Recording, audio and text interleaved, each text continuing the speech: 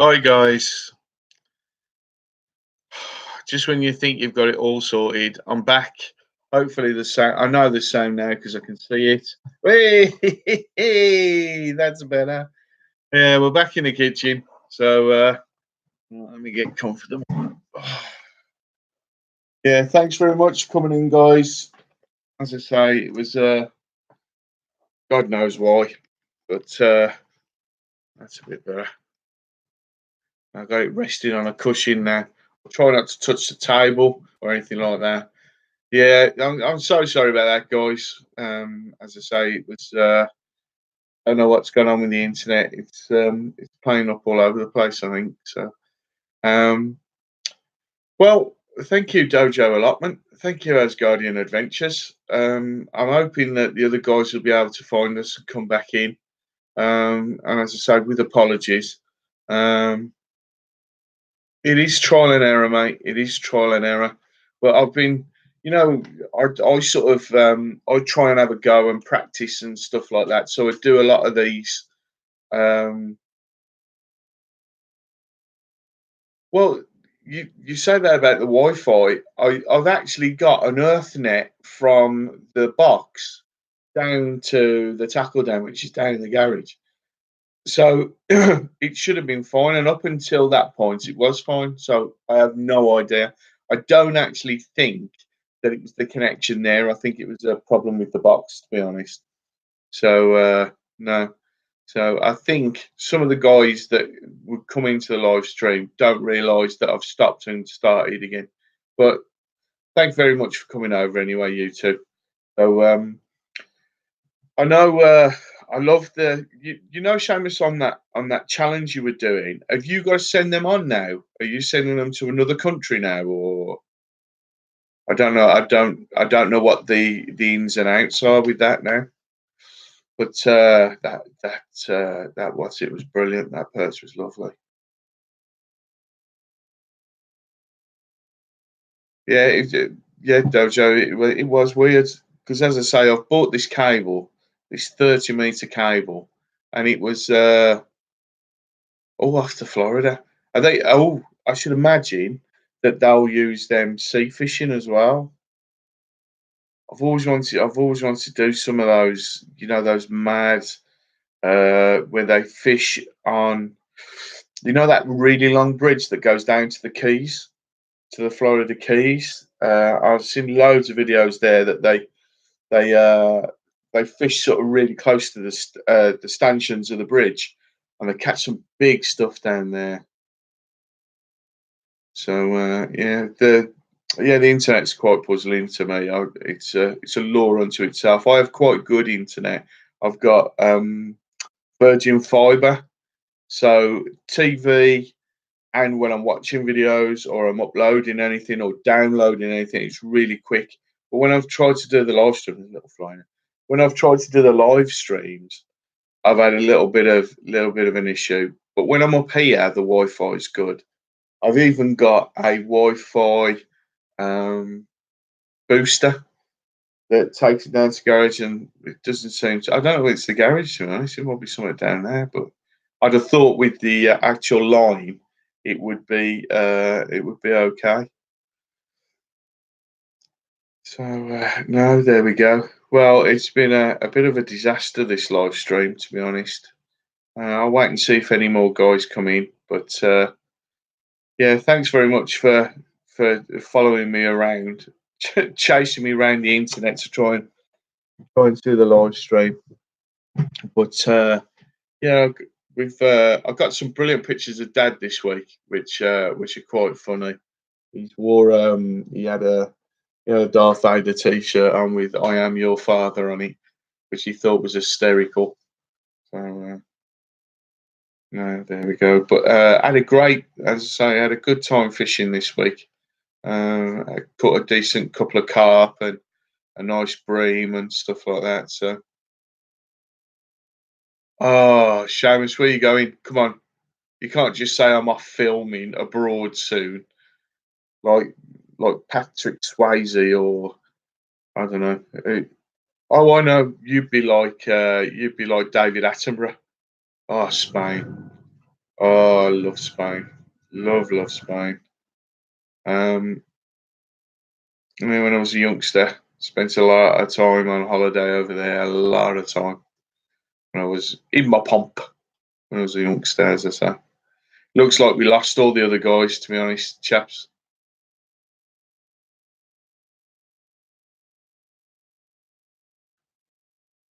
Yeah, I've seen those T-shirts with the garden father.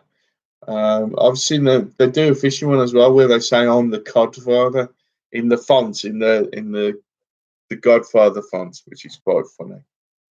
So, yeah, so it's a shame we lost the other guys because there was I think Aaron was in there as well, and I saw a couple of the other guys come in. But they might find us. You never know.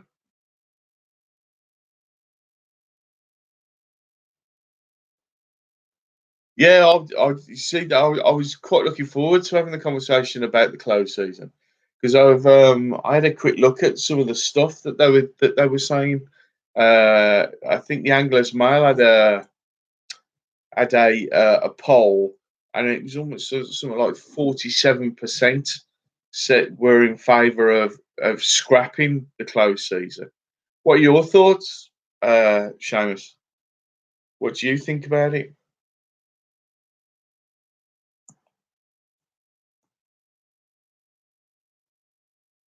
What I'm going to do is I'm going to listen to what you guys say. I have got an opinion, and I'm not scared to say it.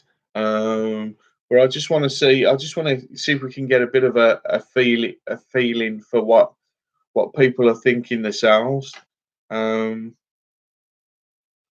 but well, I mean, it's my live stream, so I'll kick it off.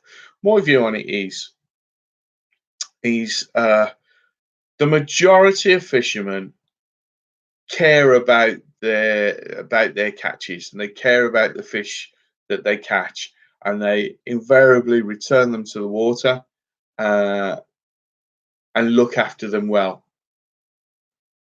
See, okay, and my view is that if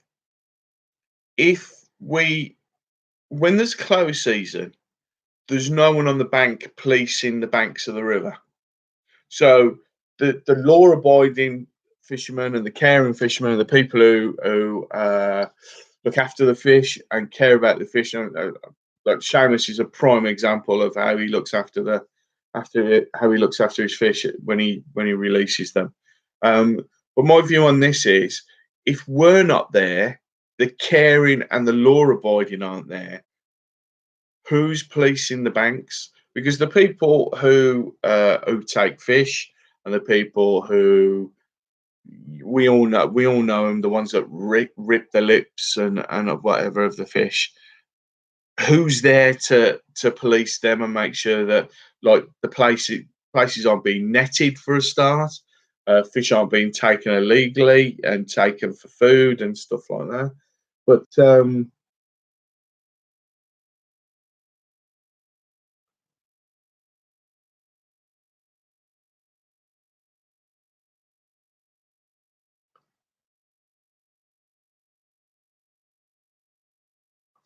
yeah, it's so you both you guys think that we should keep the closed season. I really shouldn't have an opinion on this because I don't fish the rivers. But when I think about when I think about the commercial fisheries that I fish, because there's no close season on those. Obviously, there isn't. But I'm not fishing for mature big barbel. Um, I'm not fishing for salmon or trout or anything like that. So um, I think migratory fish there should be a ban on because they need to move freely up and down the waters to get to where they need to spawn and whatever. And the eels as well is another one. Um, but I think the likes of the roach, the perch, the bream, the carp that are in the rivers now, um, and even the barbel to a certain extent. Um, if they are spawning, then they aren't necessarily going to feed. because it's always difficult to catch carp when they're spawning. It's always difficult to catch anything really when they're spawning. So it's a difficult one that, and like I'm taking that position, and like we need to like I think this is what it needed. It needs a more of a debate. I think I do err on the side of maybe there should be a closed season, but maybe in that closed season, fishermen should be invited to go to certain venues or certain stretches of the venues is the wrong word, certain stretches of river to try and help out the upkeep of that. Because when I went for that walk with Lib and we went for a lovely, lovely walk along the Severn, the swims that were there, obviously I went in the closed season. I think we went in May. I think it must have been May. I put the video up virtually straight away, so it must have been May. So the swims and getting down to where you could actually fish, it was perilous. It was very very difficult. So maybe invitations should go out to local fishermen if they fancy coming down. Hey, hi Ian, nice to see you. How are you doing? It's fine, mate. I'm just sorry I couldn't stay longer. I like your live streams. When I've got to set this up, and I've got so much editing to do. It's unreal doing the videos and things. As I was saying, when you're doing a fishing video, it's like you're fishing for like 5 hours, 6 hours, and I virtually film everything. I film everything like for that, and then I've got to run through all the footage and get rid of all the boring bits, and it makes me look like a brilliant fisherman, to be honest. But when you're condensing 5 hours into half an hour, it always looks like you're catching loads. Seamus.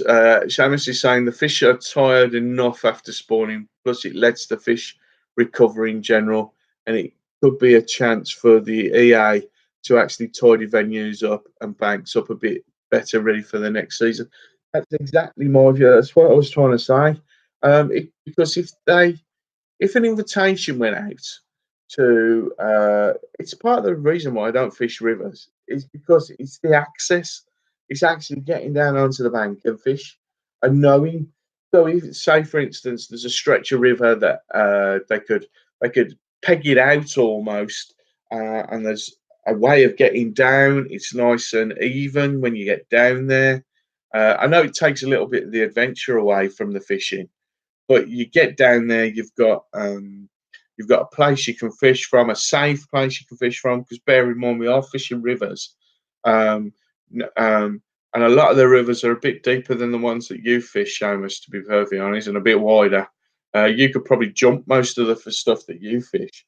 Um, but yeah, I mean, I'd be up for that, and I'm sure a lot of fishermen would be up for that because then they get a chance to have a look at the venue. They have a chance to look at how they can get down there. It should be signposted a lot easier as well with telephone numbers. Like, I'd like to fish. How much does it cost? I'm on peg, and the pegs are numbered. Brilliant, you're away. But that's half my problem, not knowing where to fish. The pegs are always sort of in a right mess. You can't get down to the river. Sometimes when you get down there, it's precarious when you get down there. So yeah, so you see, I think this is why on in the Anglers Mail or the Anglers Times, I can't remember exactly which one it was, and 47 or 47%, I think, said that they were in favour of not having a close season. See, I'm like that. It's like 50-50 for me. I don't know enough about the spawning habits of certain fish. Do they all spawn at the same time? I think roach are quite early in the season, um, and I think bream must be as well, and that's where you get the cross hibernation. Hibernation. That's why you get the cross sleeping that they do. No, I think that's why you get the cross hybridization that you get between those two species. So they must spawn at virtually the same time. So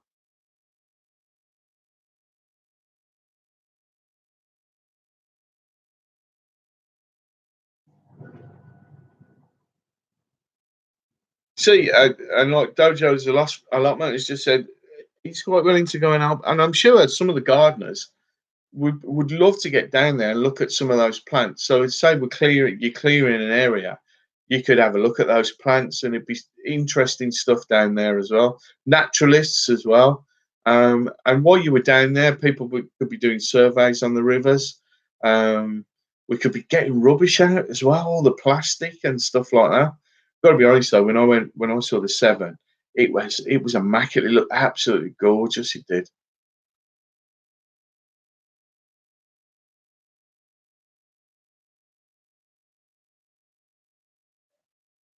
When you say, so I'm reading what Seamus has just put here. These are quite interesting. I'm sure you've already anyway. Uh, he's put, first of all, when I come back from my holiday, Bish, I'll take you to my barbel spot. And if you've got time, obviously, we'll go after perch and pike. Oh, yes, man. And then Dojo said he'd even help on the river. And then Seamus has come back with all around the same time. Oh, this is about the spawning. All about the same time. Even pike and perch spawn in that 3 months. Pike actually migrate up a stretch. When you say they migrate up a stretch, do they go far or do they just move up out of their sort of certain area, their what's it called? Their patch, if you like. Actually, I can see why they'd probably do that because then they're moving the competition from their offspring somewhere else. Actually, I wish I'd spawned further up the patch. No, that didn't sound right, did it? 1 second, I'm just going to turn this dryer off because it's going to keep going.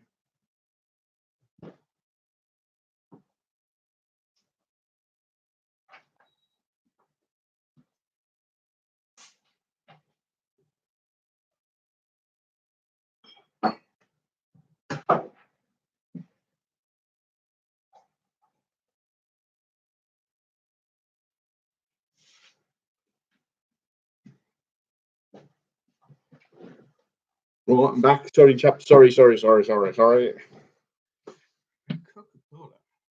I'm not sponsored by Coca-Cola, but if they want to send me anything, that's my standard answer. That is to anything that I pick up on the bank, hoping that someone's going to actually send me some stuff to look at. So yeah, I'm quite looking forward to any kind of branding or anything like that, or making some money. That's the next big thing for me, to be honest.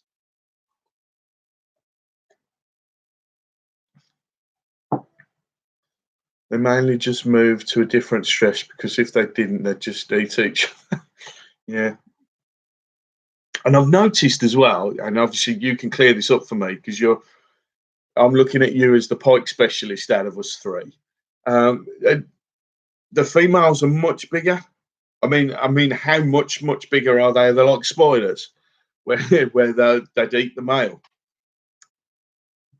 Because I know, obviously, you've got Jack Pike, which are the youngsters, the whatever. What are the really small ones called? Are they called fingerlings or are they called jacks? Or so you got your jacks, then you go up, and then you've got the jacks up until they're mature, and then you've got the male and the female. But as I say, I've noticed that the females tend to be bigger. All the videos I've ever seen.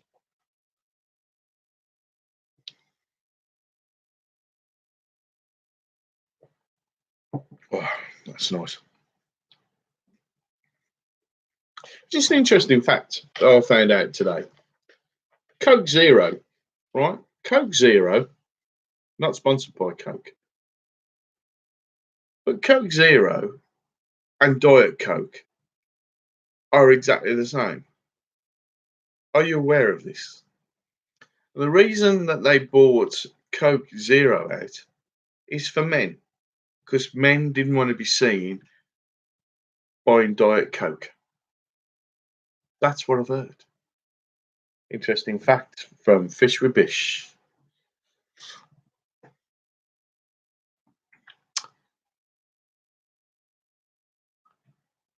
But yeah, so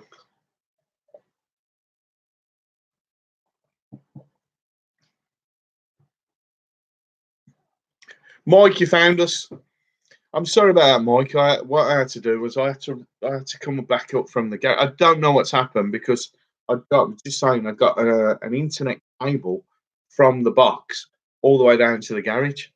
So thanks very much for finding us again, Mike. Hit the like, hit the thing, and you know all that business. Smash it, as they say. Right, let's have a look at what Seamus is saying. Oh, he's written a book here. That's what you should do, Seamus. Write a book. If Thor went fishing. Right, let's have a look. Much, much, much bigger. Very rare. Um, and a male will reach double figures. If it's double figures, it's a female. And any small pike is just called a jack. Even males are just called jacks with.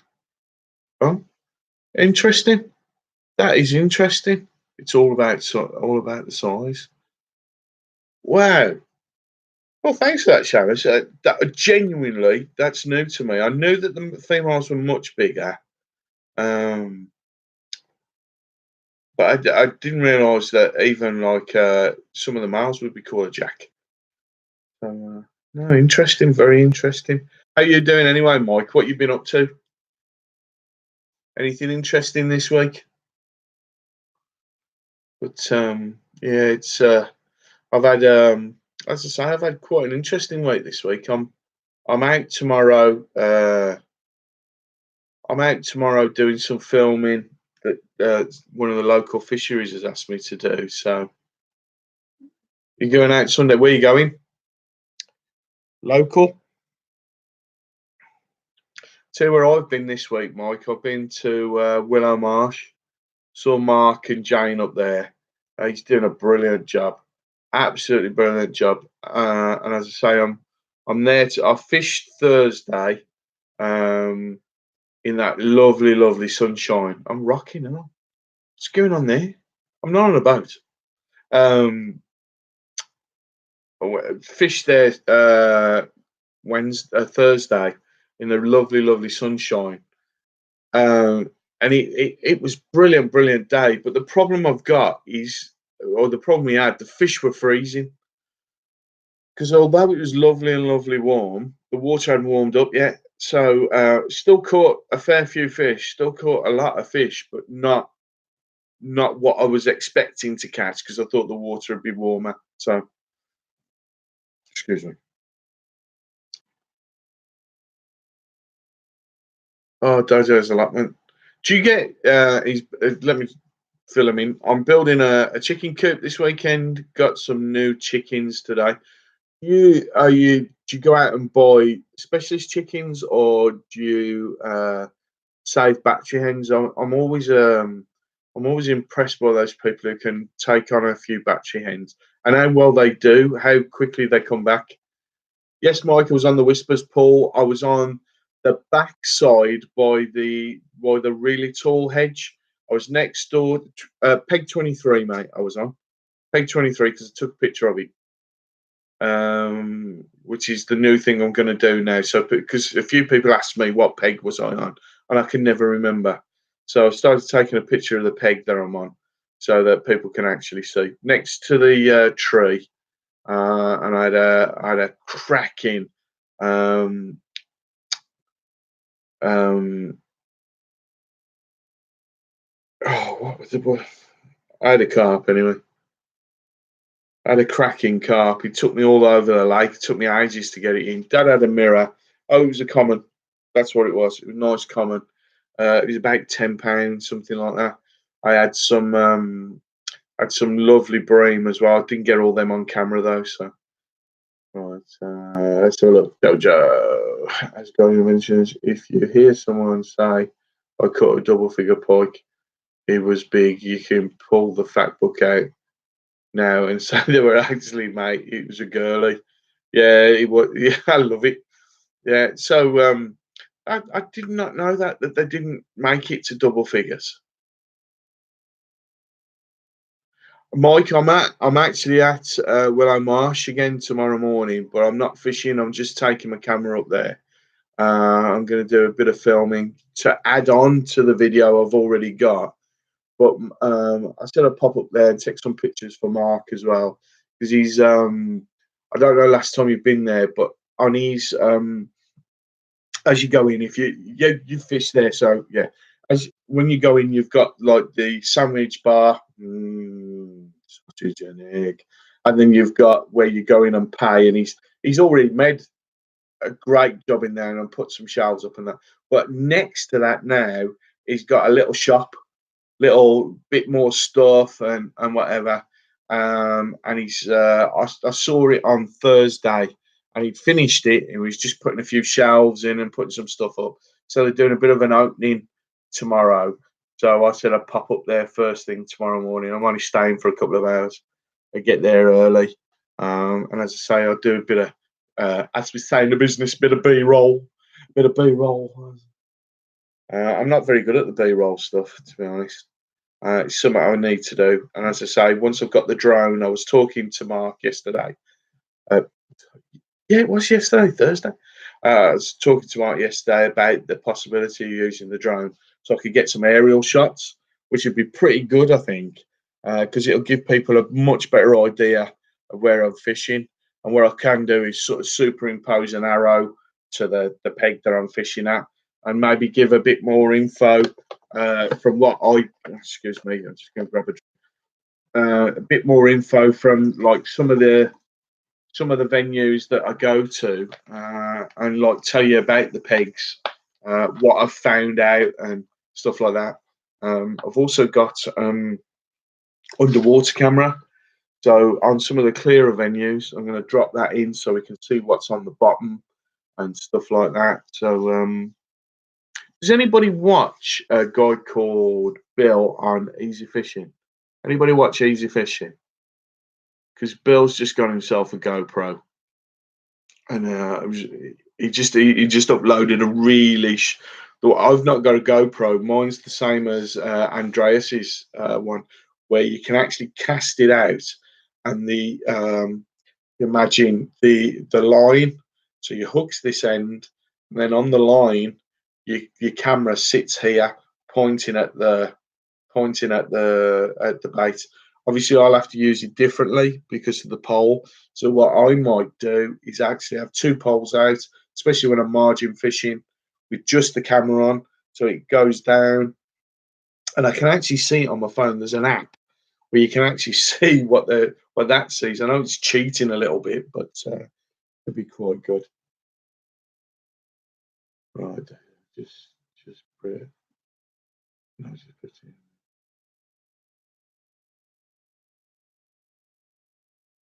Nowhere near you to do battery hands, or you would. Yeah, it's just I saw that someone. Don't worry about it, mate. You ain't seen nothing yet. The only reason any of my videos are spelt right is because Libby's a teacher, so she just gets in there. Andrew Fishman's in the house. How you doing, Andrew? You all right, mate? So I'm going to call you Andy. I don't know if anyone saw Andrew's video recently about the carp picture that I did. Really rude of me. I didn't answer the video. To be honest, I wanted to spend a bit of time. I wanted to watch it properly and everything. But the carp video, painting video, I sent the carp picture to Andrew, and it got stopped in Australian customs as a biohazard. I don't know whether they thought it was a crushed carp when they x-rayed it or what, but great, brilliant that Andrew got it, and he got it on his birthday as well, which I was absolutely made up with. I told my wife, and she went, "Oh, that's brilliant, that is." So yeah, if anyone's not seen Andrew's videos, please watch them. He's got a great sense of humour. There was a great video recently where him and the kids went out, and there was some cracking carp caught there. I think you were on a bridge or a walkway, was you, Andrew? But that was difficult to get them in. And also, if you look at Andrew's videos with the dogs as well, he's got a great new mate that he takes fishing with him now. I think he's a little bit of a mix, isn't he? That dog that you take with you, is it Harvey or Henry or something? Right, where are we? Where are we? Let's catch up.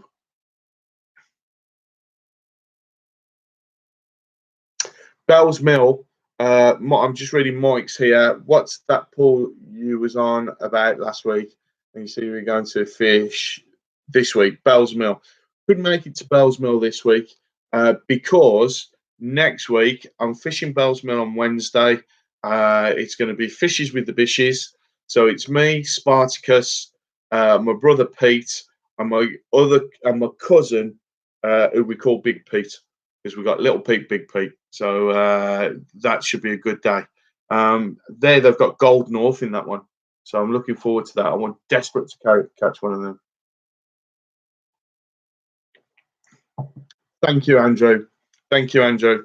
Andrew has just said the picture is brilliant. It was a pleasure to send it, and I'm doing that as well. I'm sending one to Andreas, a bream one which I've done. What I'm trying to do is gather some. I'm trying to do more than one video a week. But in basic terms, that's what I'm trying to do. I'm trying to do more than one video a week now. So I do the live stream, and I'll do a fishing video, and then I'm going to try and do another one. So it's like 3 I'm going to try and do. So yeah, I'm trying to do that. So the painting ones are quite straightforward because I haven't really got to edit them. All I do is I've got this really strange. I'll show you. I'll do some behind the scenes ones. There's a decent video that I can knock together. But I have like a tripod which I've stuck together and put on a prop that you put your washing out with, and then I've got a adjustable clamp that sits on the edge of the table. And it comes out, and the camera just sits above me there, and it films me drawing. And then all I have to do really is speed that up, put a bit of music on, and I can get that one out quite quickly. So Harvey, yeah. If anyone have a look at Andrew's video with little Harvey, brilliant to have a dog that goes with you. The only problem is most of the venues, because as I say, they're commercial venues where I fish. There's no way that you can bring a dog anyway. So, but talking of, I keep saying I'm doing these tutorial ones. They're nearly ready. They really are nearly ready. And I've got some stuff that I've bought and I've reviewed, and that'll be coming out as well. So, looking forward to those. Bell's Mill. Mike's just asking me where's Bell Mill. Bell's Mill. Bell's Mill's up Stourbridge Way. It's not very far. If you're coming from Junction 3 of the M5 and go as if you're going towards Zion Farm, but there's a turning right off just before you get to the garage, and it takes you virtually straight there. There's a long and winding path off the main road to get to the fishery, but it's right next door to the canal, which is Puck out, and he also owns a stretch of the canal, so that canal's nice to fish as well. So, but he's got a calf as well. Such an egg.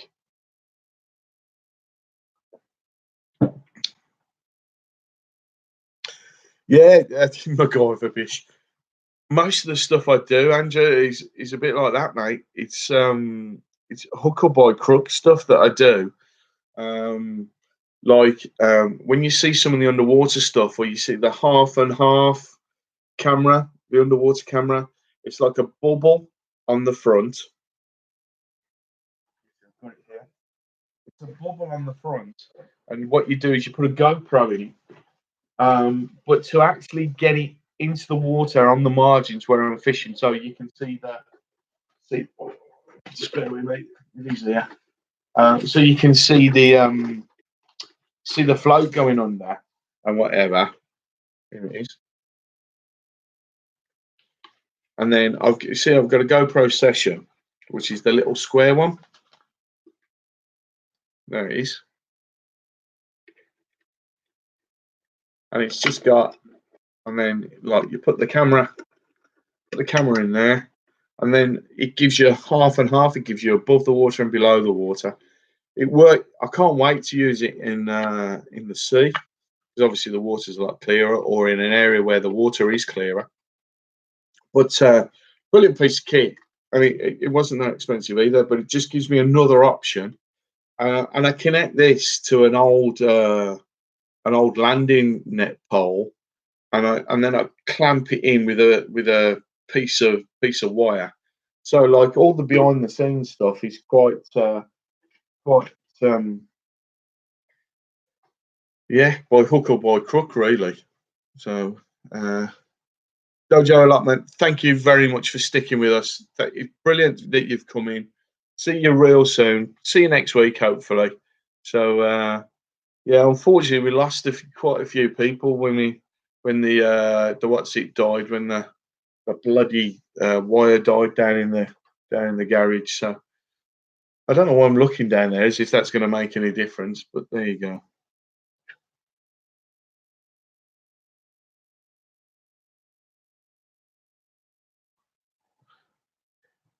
The pink Tasmanian devil still in the box. I don't. You two need to get a room.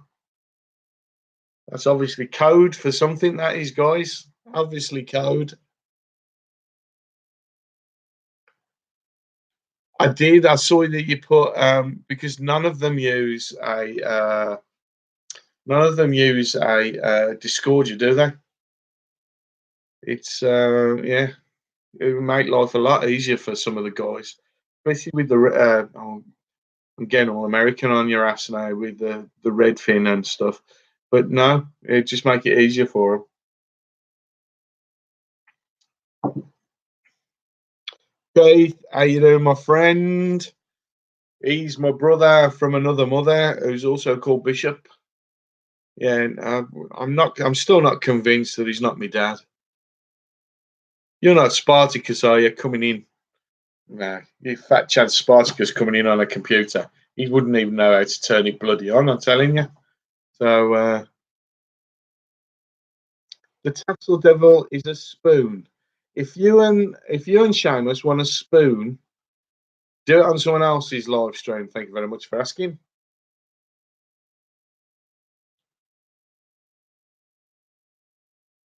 Mike, they do.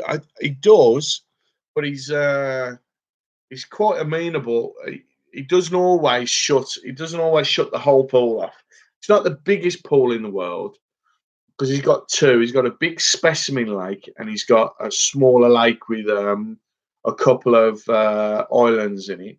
Um, it's always worth giving him a call or look him up on Facebook. I think it spells Mill Tackle Den on Facebook, and he answers your question. So if you send him a message, he'll answer your message quite quickly. He's quite good. Johnny's name is. He's a smashing guy. Johnny's as well. I make a point of when I go to fisheries trying to find out what the guys' names are and stuff like that because it helps me. John lets me use a keep net now, so even when it's not a match, some of you guys who fish the open, what time's it open? I think he's open from about 7:30, mate. He's open from about 7:30. But some of you guys who fish a lot of the commercials, I'm talking to Keith and Mike more so than the other guys, but they don't let you use keep nets, so you can't see what you've caught in as a bulk. Obviously, I hold the pick. It's not buffering. It's just me being an idiot. I hold the fish up so you can see, and then I let them go. But sometimes it's nice to actually put them into a keep net so that you can actually see the bulk of fish that I've caught during the day. So obviously, it's only because I do a lot of filming for him and stuff like that.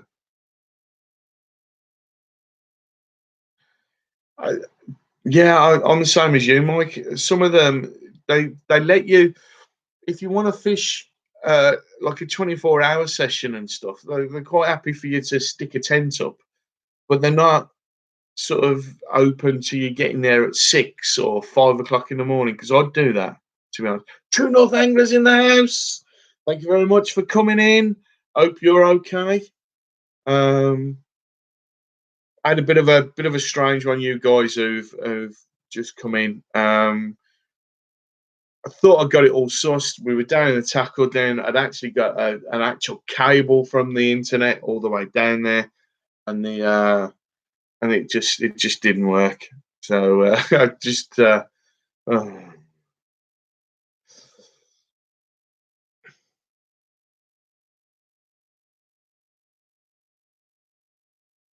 Do you know what, Seamus? I've had you saying that people go, oh, he must be joking. I've actually had when I used to fish competitions. I used to fish loads and loads of competitions. When I was fishing on a river, I had two pike, like a little one and one slightly bigger, jack pike, and I had them staring at the net. It was full of bleak, absolutely full of bleak. I was just handballing them in with a whip and just lifting them, unhooking them, throwing them in.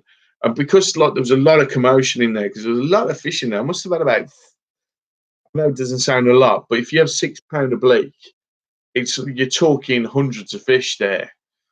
And like I was literally like lifting them, putting them in, lifting them, putting them in. I had a couple of roach, but I had 2 points sat staring at the net, just sat there staring at the net. And you know how their side fins just jiggle about a little bit. So yeah, it's do you know what? It's the first time ever I think we have a total fishing live stream. How about that then? A total fishing live stream we've got going on. Some gardeners going to come in now, aren't they? Having said that, oh yeah, Andrew, I've got my Darth Vader helmet ready. You pardon the expression, with saying and like I got it set up to say I've moved over to the dark side. I don't know if you've seen my video today about the garden because Monty was going on at me about doing a garden tour, having a look around the garden. So I did one today. Still threw a few tadpoles in there though. I can't not do an aquatic section on it. But yeah, I'm sorry, mate. Went over to the dark side today. Yes, mate. True North Angler. Yeah, it is. It's absolute. It was absolutely scorching today. I don't know if you can see this pale white boy with his white wrist from where we're watching. We call this in England. We call this council council tan, where you're only brown sort of down there. But with me fishing and the way I fish, because I sit still when I fish, the type of fishing that I do, I tend to get it tends to be the top of my arms here, the top of my arms there. So I sometimes you'll see me when I'm fishing, I'm going just so I can even it up a little bit on my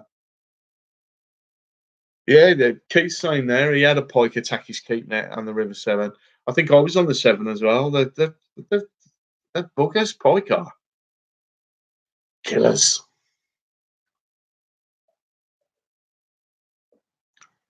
Seamus, it was a load of bleak. I couldn't catch anything else. Literally, I started off putting a few pinkies in, little squat maggots as well, because I knew I wasn't going to catch anything big. Because I'm not great with a feeder or anything like that.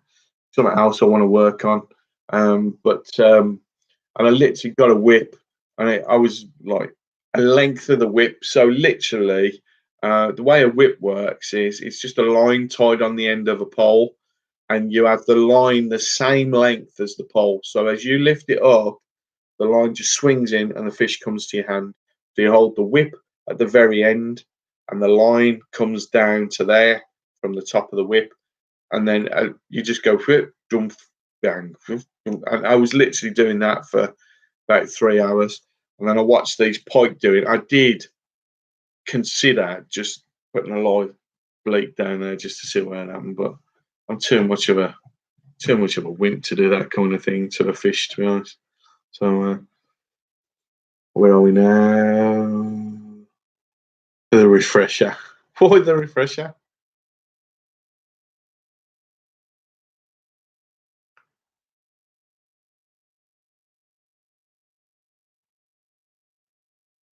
Andrew saying you guys don't know a good score chat. Talk to me. It's 43 for the third or fourth day in a row. Oh man, That's killer. That is. That is absolutely killer. I've bought. Seamus, you'll know this, and Keith, you'll know this as well. The other guys, I don't know whether do you get JML where you guys are? It's like a mad sort of gadget selling thing that they have their own sort of little sections in supermarkets and sell these mad gadgets. And I bought a personalized uh, air conditioning unit.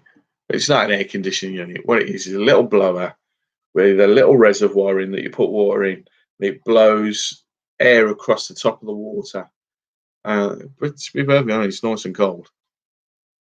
But it's crazy.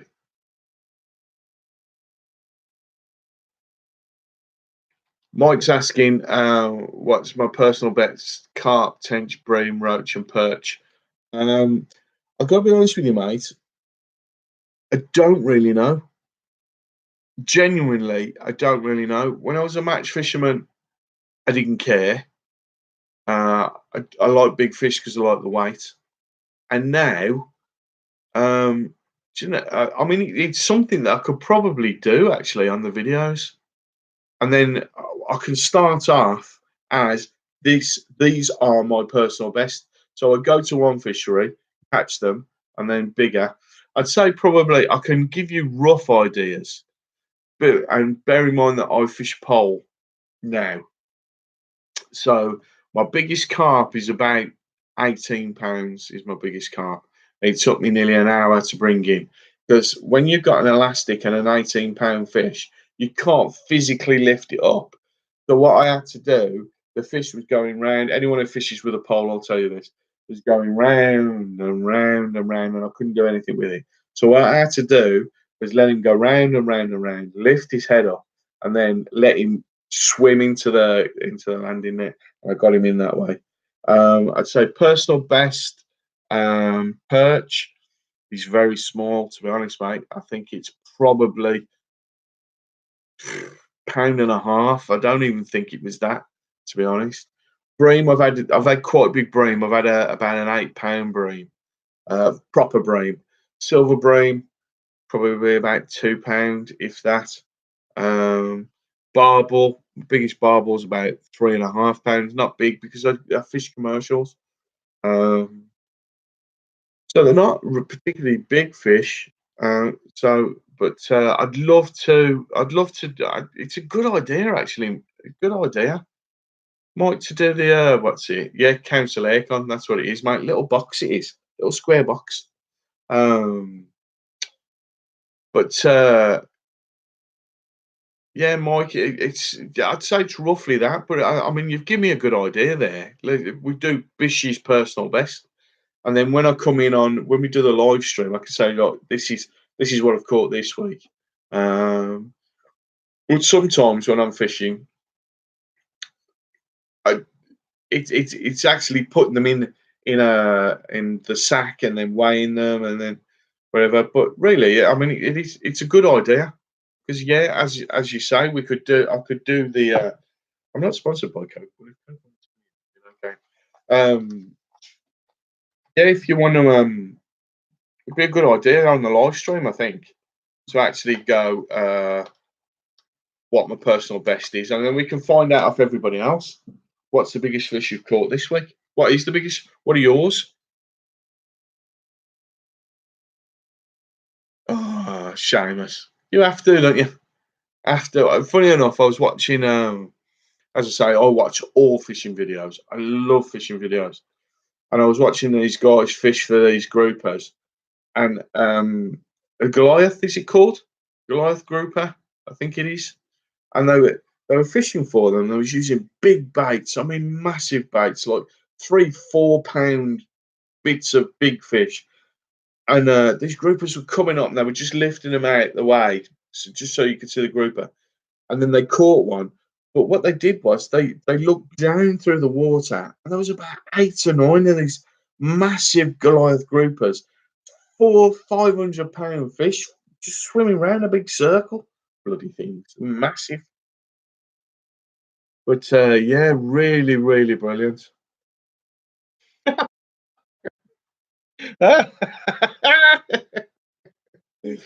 Oh, love it, Mike. Love it. Yeah.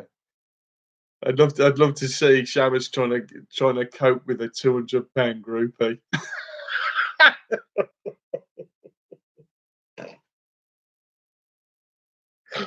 Oh, brilliant. Absolutely brilliant. Oh, I knew I kept you around for a reason, Mike. You're the comedy turn. That is quite funny. Yeah, just um, I was saying earlier, um, Andrew got a 6 kilogram carp. What would that be? £2 two.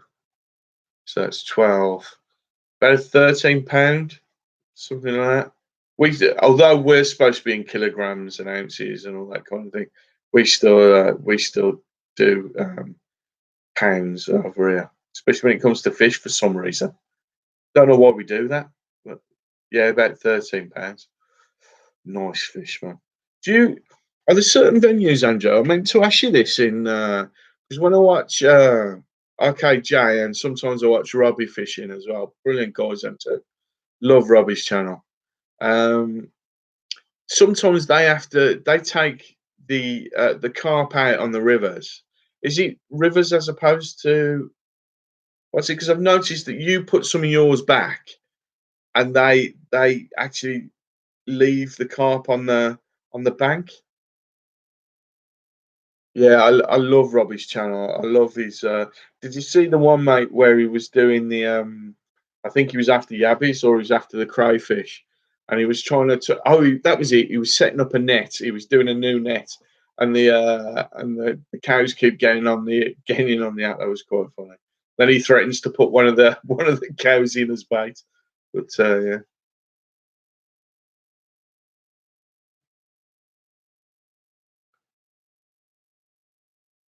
Oh. Me and Dad, when we were in the car, I'm just reading what Seamus has just put there about the what's it, and I'm sure you guys are probably the same as me. Me and Dad were talking about if we won the lottery, would it change your life? Yeah, like, of course it fucking would. I'd be off like a shot. I'd be over there to see Andrew over in Australia. Do a bit of fishing over there. I'd be all over the place. I'd be doing some shark fishing. I'll be everywhere, absolutely everywhere.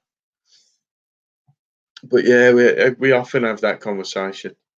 And our plan is if we have a small win, I'm going to buy a van and kit it out as a fishing van. So all the stuff can stay on the back of the van. If we have a big win, we're just going to feck off and go all around the world fishing.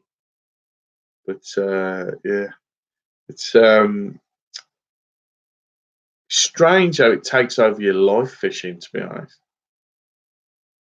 In Victoria, it's illegal for them to return the carp, and the carp have a terrible reputation around the country, so most people kill them.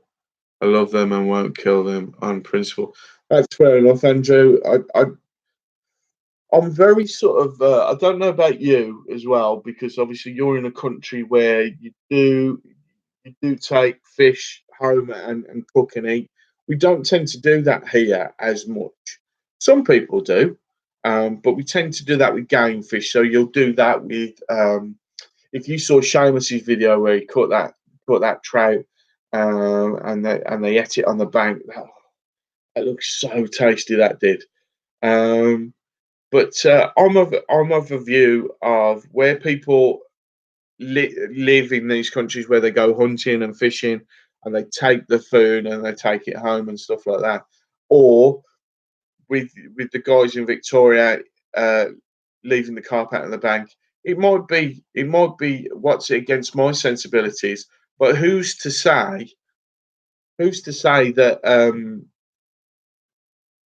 well, it's not right, is it? Because they're an invasive species, and if they're killing off, we'd be the first people over here to moan about. I think the big thing was Xander at one point, but that seems to have calmed down. As funny you should say that, Andrew, about the carp and not Papyrus table sorry, are not popular as table fish. Initially, carp over here, they were kept as table fish. Most of the most of the carp were kept in carp pools by monks, and a few escaped, and that's how they got in the rivers initially. But yeah, they were kept as table fish. Tench were eaten as a table fish as well. But I've heard they're pretty bony.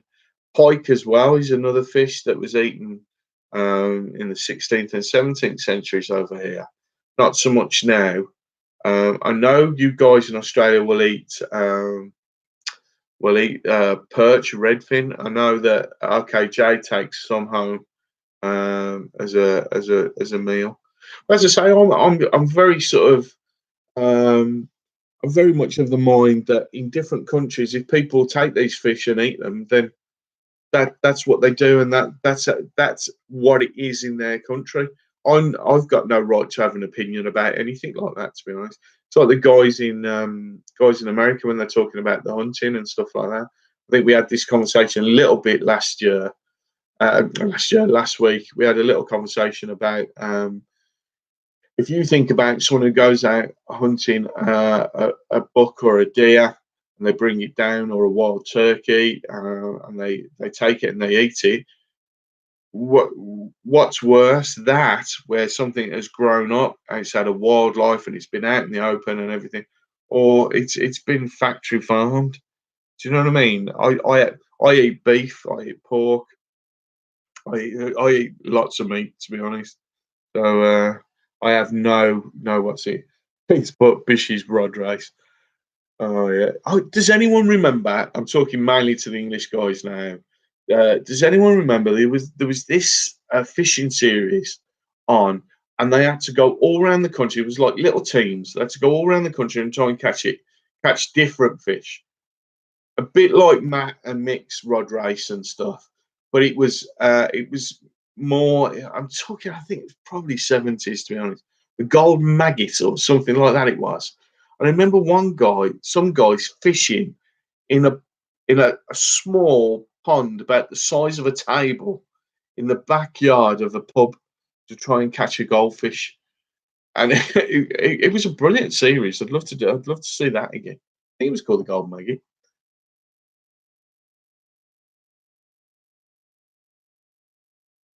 Mike's asking Andrew why they have such a bad reputation.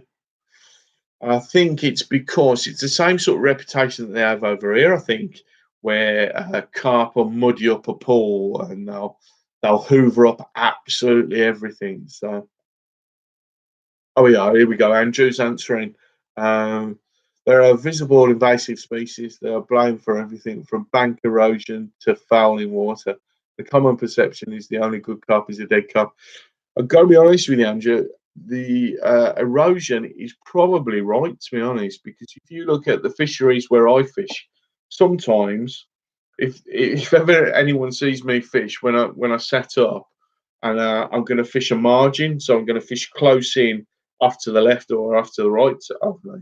If I can, I lie down on the bank and I put my hand in the water to feel what the bottom's like, and invariably the sorry, you can't see. Invariably, under the bank is undercut, and that is carp. Carp do that. They undercut the banks.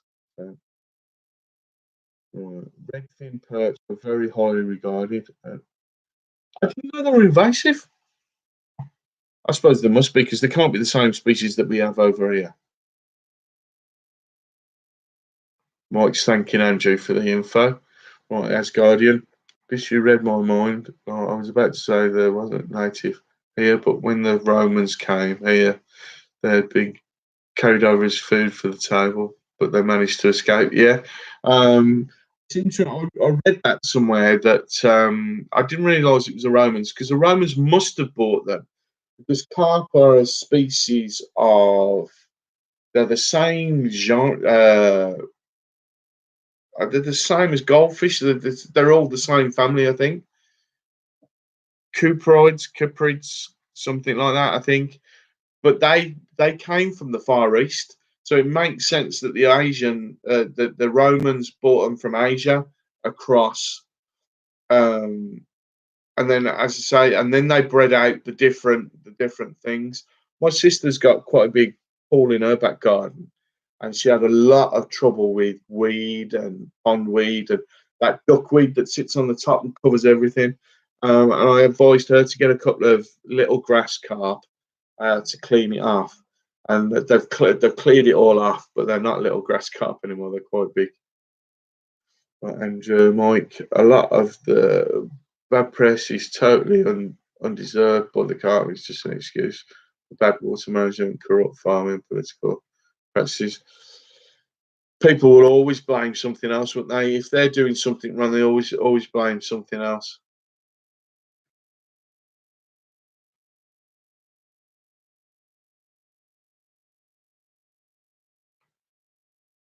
No, I think you're right, Seamus. I think you are right. I think there is a catch limit. I think I don't know what they are. Maybe well, you guys, we've still got a few guys here. It's a question for people to have a think about and have a look at. Is what are the catch limits over here? If you're fishing a river and you catch a pike, a perch, a roach, a bream, or whatever, what does anyone know what the limits are? If not, we'll have a look and we'll have a chat about this next week. Well, I'm with you, Seamus. I think that unfortunately we haven't got the space that the guys in Australia have got, and the amount of space they've got, the amount of rivers they've got, and far less people per acre or however per capita, then they can sort of, I want to say get away with it, that's the wrong word, but they can justify that because there are a lot of fish there. And if they are taking redfin, they are an invasive species. It's the best way to keep them down. It's like the invasive species in America, the Asian carp. Surely there's something they could do with those carp. Surely there's a way that you just net them or you electric net them, and then even if you just use them as compost. Oh no, Monty's turned me into some kind of gardening fiend now. So, but anyway, there you go. Bones always trying it. Yeah, I don't think we could. Yeah, right. Seamus, I'm just catching up. It's the same as rabbits. The Romans had the code over here too. They did with the rabbits, didn't they? And they used to build huge mounds and then fence them in. But obviously, they just got out. Right, Andrew, the same species as you guys have, which is why they are invasive here. Perch, fluviatalis, English perch, redfin perch, pirate perch, European perch. No relation to our golden perch. And do they look similar? I know I've seen I don't think I've seen you catch one. I think I've seen Robbie catch one, but it didn't. I couldn't see whether how close it was. Do they look very similar or? Um, Let me just. Is it this week, mate? Because I get all of them. I get all of these. Get all of these. I'm trying to get them to sponsor some videos. Really, to be honest. But what about the eel, mate? Tell me about the eel. Tell me about the eel. I can't. Let me see if I can find it. Was it definitely this week's, Mike?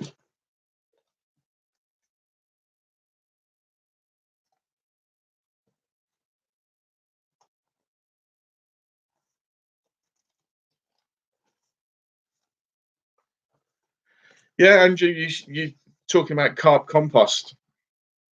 A friend of mine, I'm not going to say who because it's not fair. A friend of mine owns a fishery. Lots of my friends own fisheries, but owns a fishery, and he nets his carp pool and all the stuff because he wants specimen. What he does is he nets the carp pool. He takes the best of the smaller fish, £2, £3, that kind of thing, so he can see what they're like and puts them in his match pool. And then the others he tries to sell. If he can't sell them, they go into they become mulch. To be honest, they become compost. Right, Andrew, yeah, Seamus. Most of our fish are limited to 15 small fish a day and can only be 20 centimetre pike. It's one a day at 67 centimetres. Any bigger has to be returned. As for trout here in Nottingham, if they are over 20 centimetres, you are good. Interesting. Interesting. Most of our fish are limited to 15 small fish. I suppose if you went fishing, some guys who are predator fishermen, would that's probably a boon, to be honest, being able to take those smaller fish. Would you, if you kept, you got to try and keep them alive for a while. I would have thought before you could freeze them.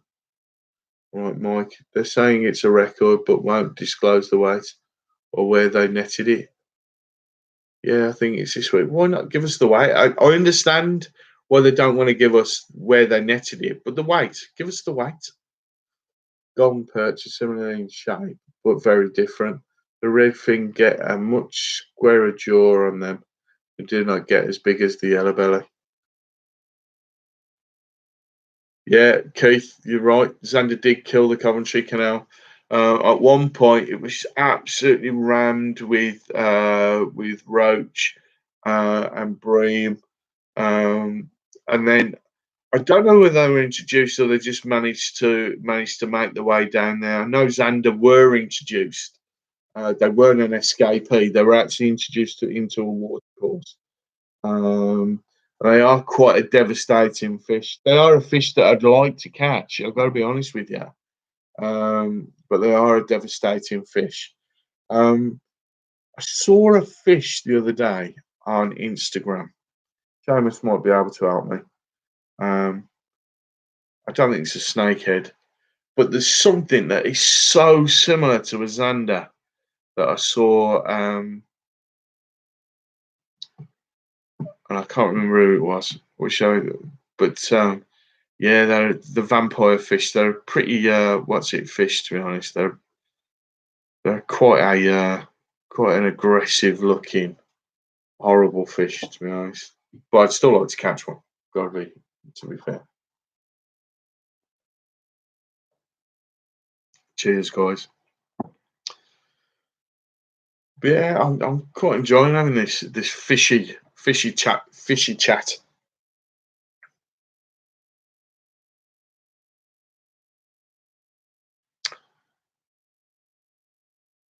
It is walleye, mate. It is walleye. I don't know. Yeah, and I can't remember who it was I saw catch it.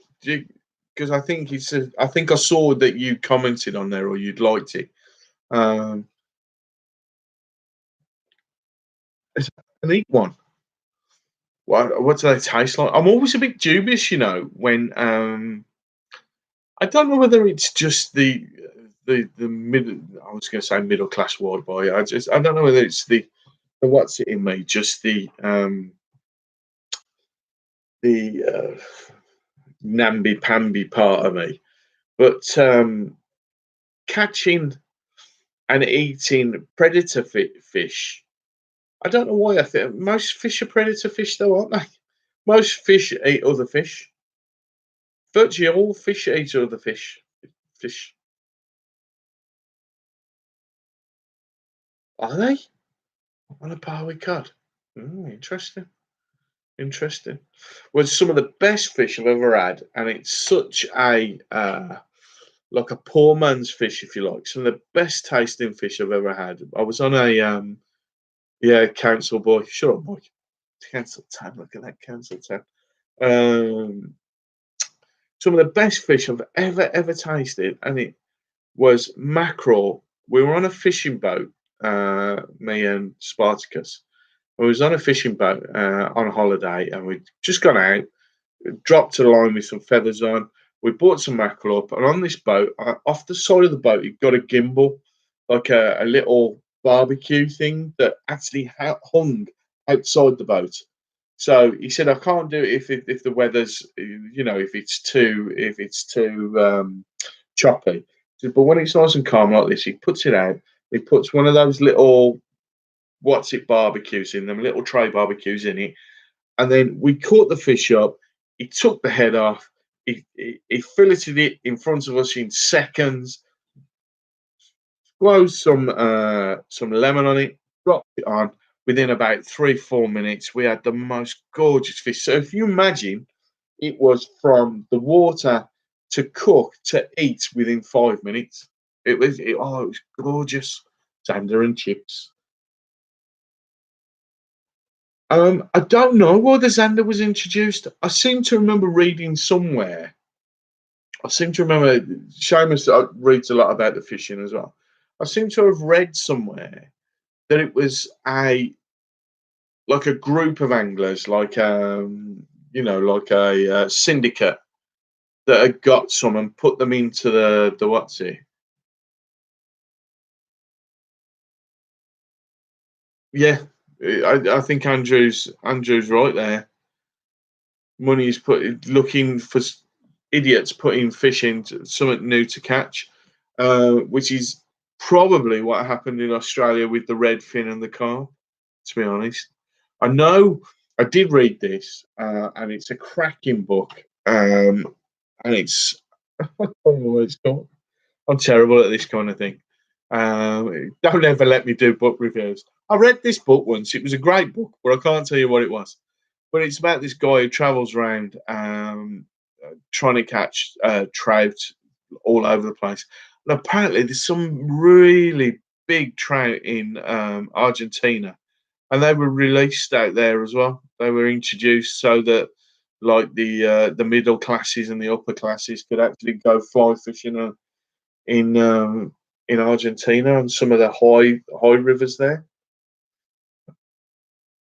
So yeah, I'm sure Xander were introduced by some kind of syndicate. I've got a feeling it was up north somewhere, and they worked their way down the country. And I don't think there's any water course now where there's no Xander. I think they've got absolutely everywhere. They don't help obviously when we have don't help obviously when we have floods and things like that because they just move across to get anywhere. So yeah, it's quite interesting. So Andrew, are you on? You're on. You'll be Saturday morning now, won't you?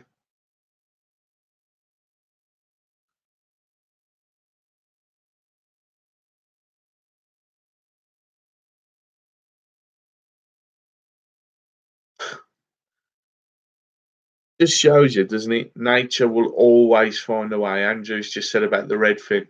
Come from a dozen fish imported back in the 1950s and put in a swamp as food fish that reminded them of home as a side import alongside trout. My God. So trout are trout invasive as well in Australia. I'm sure they must be. That can't be a natural because I saw the one where I think it was Murray cod fishing, and RKJ did those little streams. Did those little streams. All right, there's a cat outside trying to get in. I think. Did those little streams, and they got them little brook trout. So, oh, now you're asking, Mike. I have no idea where Xander are from. Where would Xander be from? I think are they a European species? Really, I should do. I could do with having my do with having my phone, couldn't I? And I could see. Hmm. Right, so Andrews just put some up. Cut were also imported in the 1850s, but did not do well until the 1960s when Victorian Fishers sponsored a breeding program. Interesting.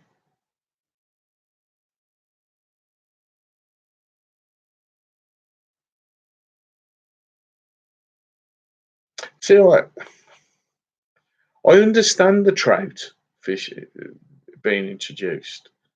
because they are a really tasty fish to eat. I get that. I get that.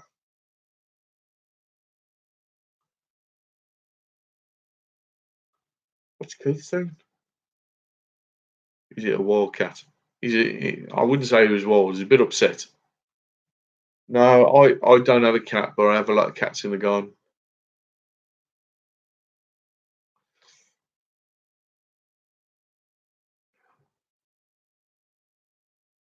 We're all right. We've got Andrew, the fishing encyclopedia.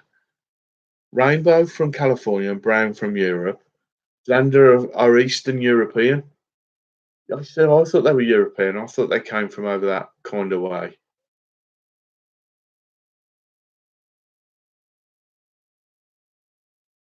Xander are walleye. That's why I thought. But I think they're possibly because obviously walleye are in the states. I know they're in the states, or Xander as we call them, and obviously we've got them. But there must have been at some point a land bridge across the far northern territories, if you like. So across from America through to I think there was a land bridge between America and Russia at one point. So that's probably how they've sort of the two separate species have moved apart slightly. But yeah, I couldn't believe it when I saw one. How much it was? It was like a Xander.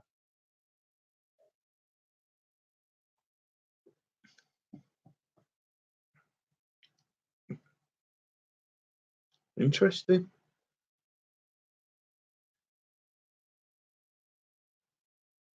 The only difference is they get bigger in Europe and here. Mm, I think that's probably because there's less competition here and in Europe because obviously in the states you've got the bass and all that kind of stuff which are quite prolific. I seem to think. Yeah.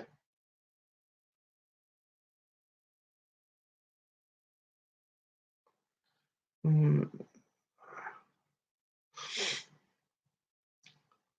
yeah. As I say, I'd love to catch a zander. I think the record's about the £22 mark. I know it's quite heavy. I know it's a big fish. Um,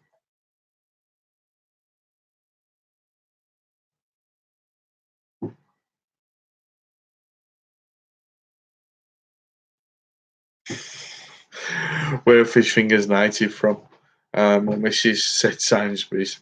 Is that right? I think she might be winding you up, son. I think fish fingers are very small.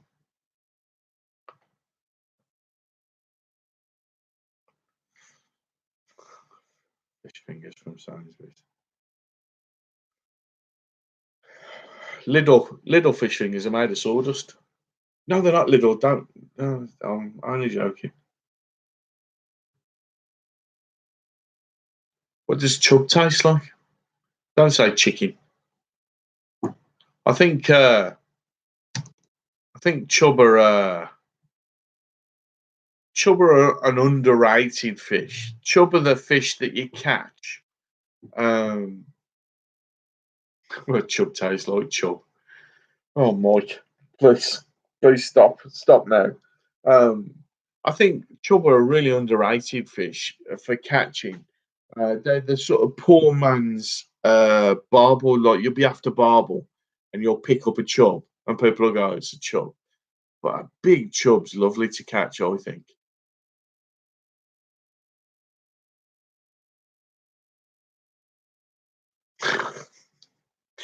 Fish fingers are a scam.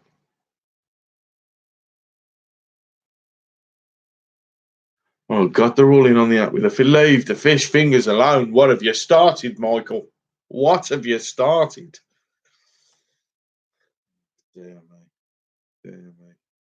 Captain Birdseye. No, so yeah, I'm out tomorrow at the fishery doing some stuff with Mark. I'm at Bell's Mill next week on Wednesday. Fishes with the Bishes. I'm out with my brother and my dad, and my cousin's coming as well. So that should be quite good. I'm looking forward to that a lot. Hopefully, with the weather warming up the way it is, and it's a constant heat as well. Obviously, the water will warm up, and there'll be a bit more catching going on. So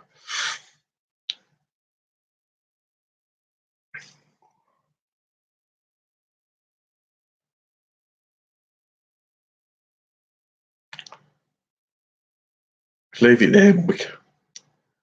Right, let's have a look at what Shamus is saying. Tastes pretty good. To be honest, it's bony. But if you do it right, it's not too bad. It's pretty sweet tasting. I love catching chub through oars. Yeah, awesome fighters. You eating that chub, just to let you know, my dad used to tell me that when he was a youngster, he used to fish for chub with inside out turned slugs. So you'd slit a, a slug, either the top or the bottom. You'd turn it inside out and then put it on the hook and put it out and catch chub that way. So if chub are eating slugs, nah, nah. I've heard that quite a lot about. I've heard that quite a lot about what's it fish, about a lot of our coarse fish.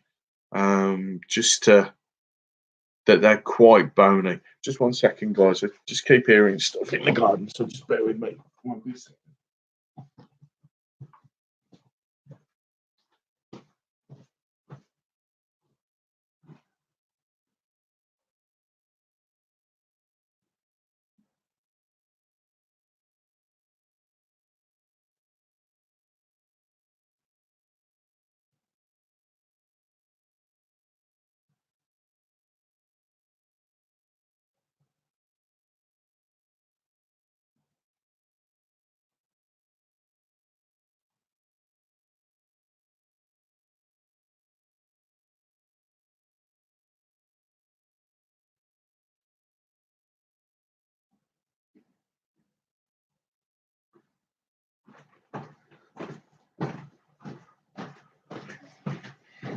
Right, I'm back.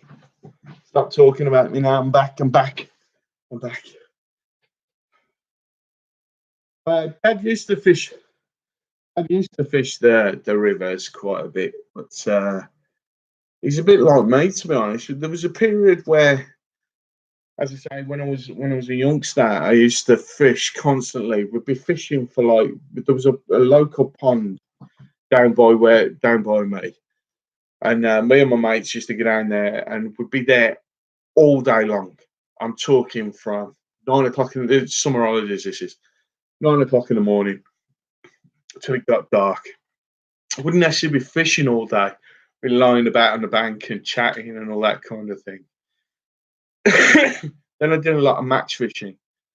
Then when I got to about 26, 27, something like that, started getting a bit serious about life in general and getting a proper job and working properly and all that kind of thing. And I sort of put the rods away for quite a while. And at that point, I was fishing with rods. And then came back to it about 10 years later. It was almost 10 years where I didn't fish at all. And I came back into fishing competitions again. And we had quite a good time. Me and Dad were part of a fishing sort of club and stuff like that. We used to have some great times. And then the club folded. Me and Dad just carried on, and we just I couldn't give the time over to do match fishing. And because Dad's obviously retired, we just go in the week now. And I just turned the hobby into filming it. I, I mean, I'm not saying go and look at my videos, but if you look at the first few videos I did, I'm not even on camera. I don't speak.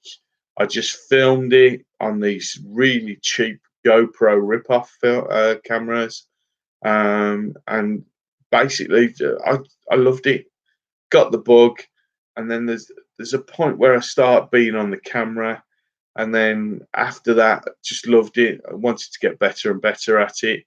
And I try and teach myself something new every day on YouTube for doing YouTube. Obviously, I'm new to this, the live streaming.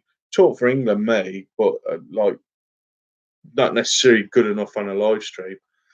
But I love having these conversations. We go off on one and talking about different things and stuff. It's I love it, absolutely love it, and I want to take it that one step further. Like most people who do YouTube videos, I want to take it that one bit further. So, all right, let's have a look. Let's have a look. Let's have a look. Quality fish job. Let's go. Yeah, they do that round here. Was your dad river fisherman? Yes, he was. Newsflash. Everything okay, Bish? Yes, fine. Where was that, Bish? The local pool, I mean. It was the local pool is down on the Metsley Grange estate in Harborne in Birmingham. Posh me.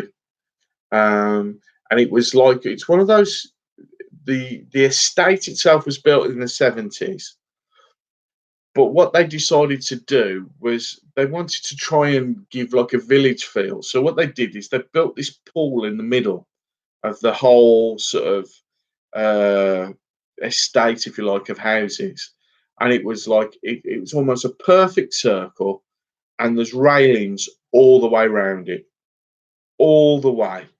There's no banks. It's all tarmac and then a railing. And we all sort of, when we were in metal work at school, we all made these little like V-shaped clamps. So you had two V's either end, and then a piece that went across and a clamp, so that we could put our rods onto lean it onto the railings that went round. But we used to have some. There was some nice perch in there. There was some golden orph in there. Some classic, brilliant carp in there as well, and there's some golden orph. Now we always tried to catch these golden orph, and they were so difficult to catch. The way you used to have to try and catch them was you used these little bubble floats, clear bubble floats, and you used to put fill them half with water, so that it's just a little bubble on the top, and a line that you cover in Vaseline, and then put two casters, and you cover the caster in Vaseline, so they floated on the top. It's the only way you catch these golden orph, and they grew to about they grew to about 3 or 4 pounds, and everybody was after them. And very rarely did they come out. Very rarely were they caught. There was about 8 or 9 of them, because you could always see them on the top, because they're like a basking fish. So as soon as the weather became warmer, they'd be on the top. And they used to have there was some bream in there. It's just all coming back to me now. There was some bream in there that used to dolphin. So as soon as you caught them, they'd fly out the water, and I'm talking a good 2 foot, and then go back down again like silver bream they were. They'd come straight out, and straight back down again. But yeah, it was a brilliant pond. It was a great place to sort of wet me line, if you like, when I first started fishing, and because there wasn't really an angling shop by us. There wasn't a tackle shop by us, so it was a big thing to have maggots. And like the fish all used to take bread, so moms would get up in the morning, find that their sons had gone out, and taken half a loaf with them. I often used to take half a loaf of bread with me, soft white bread. And mum would get up in the morning and like go to make toast, and be no bread there. So yeah, those were the days. Back in the day, back in the day.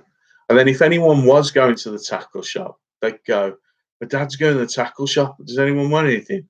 So if anyone ever went to the tackle shop, they'd have to go in, because not everyone drove as well. Like not everybody's dad had a car. So he'd go in and he'd go, "Can I have 10 pints of maggots, please?" And they'd get the maggots. Some of you older guys, you remember this. When they used to measure the maggots out, they used to measure them out in the old jugs, with the dimples in, the old pint jugs or half pint jugs they used to put. I'll never forget that. That always used to. I used to be like with my nose pressed up against the glass, going, "Yeah, those were the days." Used to love that. Mm.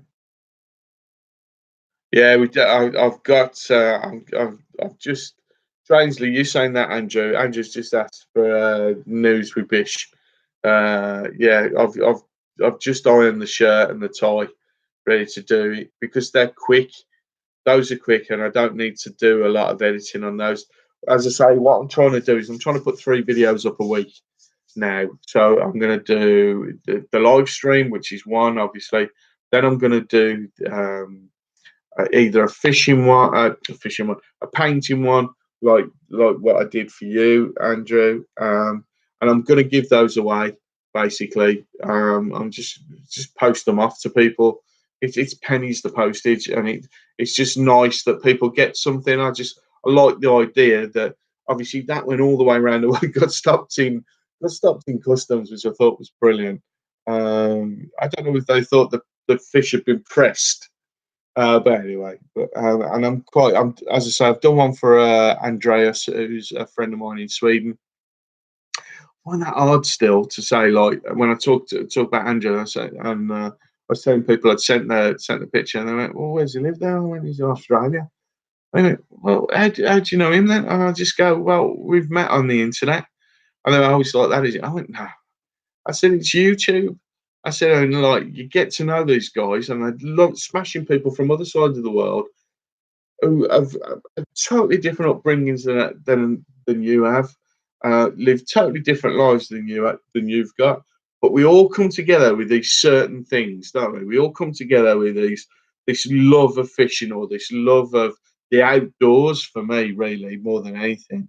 Um, and I always think it's a bit of a privilege when you see something or you see an animal or something that interacts with you that you don't normally see. And I just love being out. To be honest, did anyone see the video put up with the cheeky black-headed gull? That what you don't see is that went on all afternoon. Every time I threw some bait in, that fucking gull was there taking the what's in. And Dad said to me, "You've got to be careful because if he takes the line, you're going to have to sort that out." Me and Dad went to Keith. You'll know this, and Mike, you'll know this place as well. We went to when I was little. We used to fish Edgbaston Reservoir, and when we were there, I remember the one time there was a seagull, and they got all wrapped up in fishing line, and Dad managed to catch him, and it was massive. It was. They're so much bigger than you think they're going to be. Dad managed to catch him and wrapped him in a towel. We took him to the RSPCA. I always remember that. I was so proud of my dad, because I was only little, and I like holding his hand. Now he's a little short, I tell you. But yeah, there's a couple of nice pictures coming out of this one we've just done. This video we've just done this week, which won't come out till next week. I've got another video to come out this week. So with the mutant fishing, that's quite what's it? That is mutant fish from Huntington Fishery, guys. Let's have a look, Mike. You're local to me, Bish. Do you know the pool at Wheelie Castle and the pool in Manor Park, Bourneville? David Council pools. I don't really know the one at Bourneville. I've seen it, but I remember if you're talking about Wheelie Castle, the one at Wheelie Castle, I remember recently. I don't know if you know whether you were about then, but didn't they drain it? They were draining it, and they had no provision for getting the carp out. But they were draining the water out, and there was these big fish, and or any of the fish really. They wasn't getting the fish out of the water at the puddles as they were then. And I think some fishermen went in and saved them. I don't know where they took them or what they did with them. But the council basically was just draining it um, to get I don't know shopping trolleys and all that kind of stuff that the idiots put in there. Yeah, I seem to remember. I don't know whether you can shed any light on that. Whether you can remember that one. Um, but I would say probably the one at Bourneville would probably be well managed, to be honest, because they're quite strict up there, aren't they? They're quite a close knit community up at Bourneville. So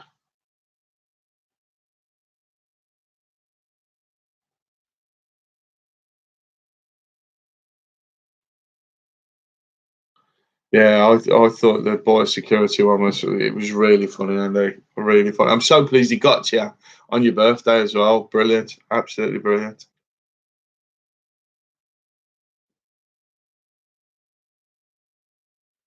Look, hey guys, look at this. How beautiful is this? Can you see him?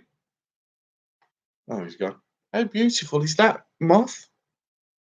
It's stunner. I'll have to get him out and get him. Anyway, yeah. Where are we going? Where are we going? Where are we going? As Guardian, just remember, Bish, if you catch a pike when you're with me, you get one of those mugs at the beginning of the Yankee Crank chat. Oh, yeah, the one with the pike on. Oh, oh yes. Andrew Fisher, high birds that take your baits. Black swans and Eurasian coots are bad here. Yeah, what I don't show on a lot of my videos is when the ducks come round, you hiss at the ducks. Because when the way I fish, which is probably slightly different to where you guys fish or the way Andrew fishes, you put a thingy of bait. You're sort of creating an area of bait, and you're trying to bring the fish to you. So if you're fishing the margin, sometimes it's only that deep, and the carp come right into the margin. But obviously the ducks can just get down, and so you put a carp in a bait in, and the fecking ducks come in and just clear it out. And we have an issue here. The English guys will probably back me up on this. Are the ones who fish the commercials. Some of the fisheries now, the because they're so clever, the ravens or the crows and the what do they call them? The magpies have learned that when a fisherman goes away from his peg, they're down on your stuff. That's pinching all your baits and your pinching all your baits and your maggots and your worms and God knows what. They're in there in your sandwich.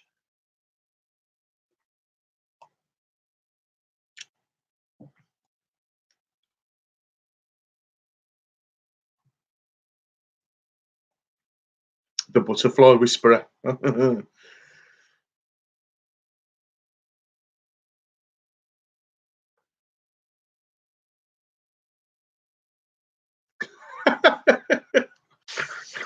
Do you know what, Kay? You know what?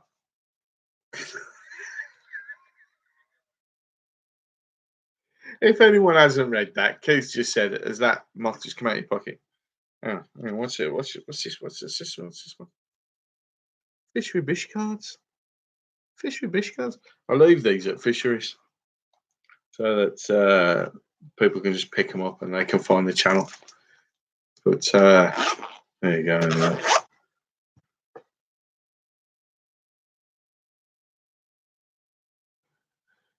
Yeah, Andrew. What I do is there's a video from I can't remember where it was. Um, And sometimes what I'll do, if it's a nice bird or not a cheeky bird, sometimes I'll feed them the maggots. So sometimes I've had goldfinches come down, and I've had robins. Robins are normally the ones that come down because they're cheeky little buggers. They are. They have no fear at all, and I've had them come down and sit on the side of the bait tray. And I don't mind them having the odd maggot or so. But yeah, I've done it before where I've used a few fishery pellets and put them down, and then I've filmed the ducks eating them. I've got that on one of the Willow Marsh videos where they've come up and over, and I've just leave the camera by the pile of food, and they just come in and take the food and stuff like that. I've yet to get a crow or whatever, but There's a at the top pool at Huntington, the crows sit and wait on what's it, and I've seen them come in and take stuff out of the water, which is unusual for a crow. They're clever though. They're clever birds. Really are. Dojo's back. How you doing?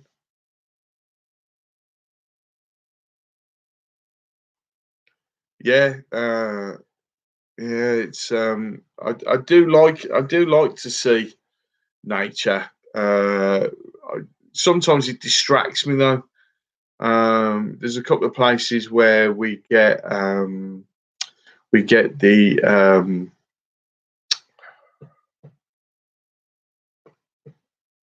I remember anything, but no, I do like seeing the nature.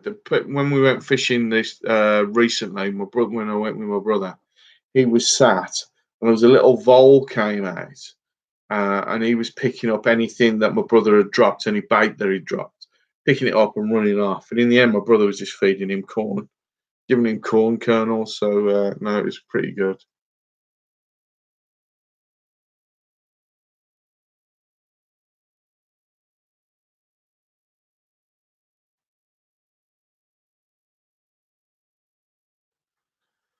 Wow, pelican. So I'd love to see if I went fishing in Australia or something, and like I just saw a pelican or something. I'd just be stood there open mouth. Forget the fishing. I'd just be watching all these things going on.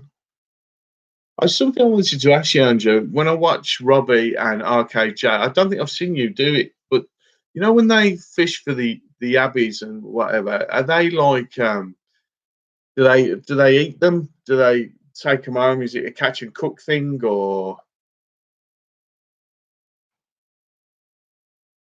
is it a catch and cook thing?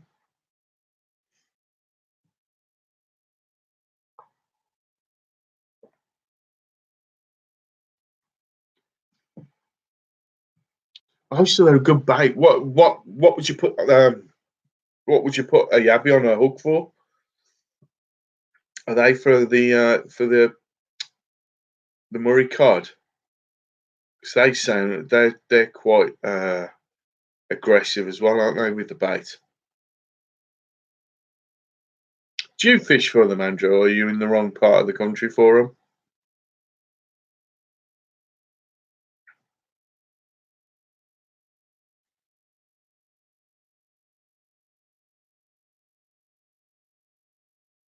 Yeah, Dojo, I'm with you, mate. Sometimes, because when I edit, it looks like every sort of every time the float goes under, I catch a fish or whatever. What you don't see is me going, huh? Or I'm talking to dad, or invariably you get a bite as you pick up your coffee, or as you pick up your sandwich, or as you look around, or as I'm doing it. We had a situation where I am literally sat fishing in a margin, and there's some big carp in this margin. I'm talking 10, 15 pound at least, and I'm watching them. The backs are sort of like the sort of 6 7 inches across, so they're big fish. And I'm watching them, and instead of watching the float, I'm watching the fish. So I'm sat there with the pole in my hand, watching the fish, not the thing. And then all of a sudden, and the pole's gone out my hand, and I watch it skim across the top of the water. It then upended and went down, and I never saw it again. And that was like a 6 foot end to my pole, just gone straight at my hand. I made those stupid noises that people make, go, oh yeah, yeah, and it had gone across the pond before I could get it. So yeah, good bait, boil the tails, and a bit of vinaigrette, or throw them in a garlic. Oh, garlic butter, I'm throwing them on. Oh my goodness, I'm starving there. Tastes better than lobster. I We eat crayfish tails here as well. They're quite nice. Thank you, Seamus. Thank you so much. We've had a brilliant chat tonight. We've covered some great stuff and some great information as well. Thank you very much, Seamus. And I'll see you real soon. And as I say, we will collaborate. We will get together. Yeah, we will. We will. All right, where are we? See you, Seamus. Thank you very much. Right, yeah, Dojo's done the same as me as well. Um,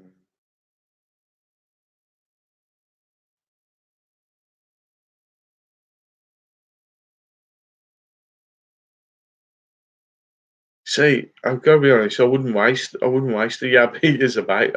If they taste that nice, I'd just eat them.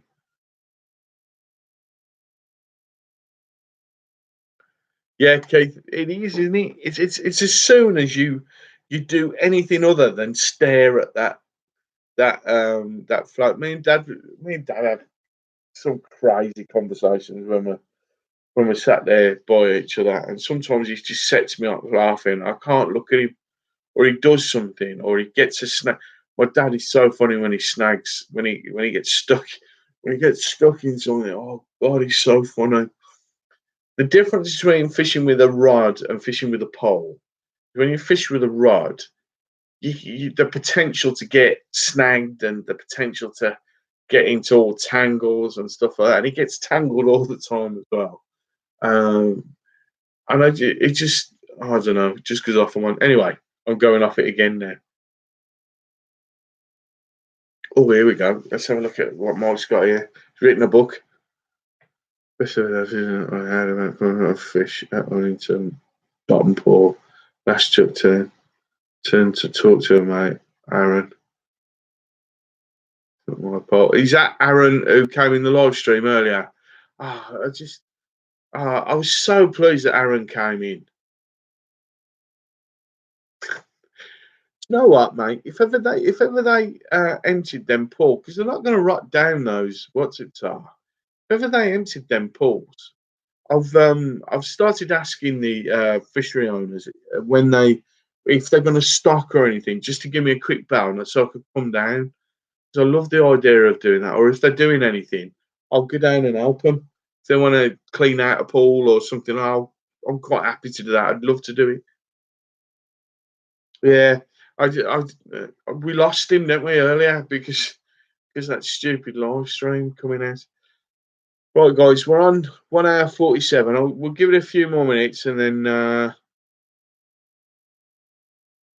Well, thanks very much, Mike. I love it when you come in. It's brilliant. If ever you see me on the back, please come over and tap me on the shoulder. Go, all right, it's Mike Tyson. But let's not have a fight. Hey, Mike Tyson, or bite me here. God, I bet you've had that so many times, and yeah. But yeah. But yeah, Aaron was. I love him to bits. He always comments on the videos. He always comes in. He always has something interesting to say.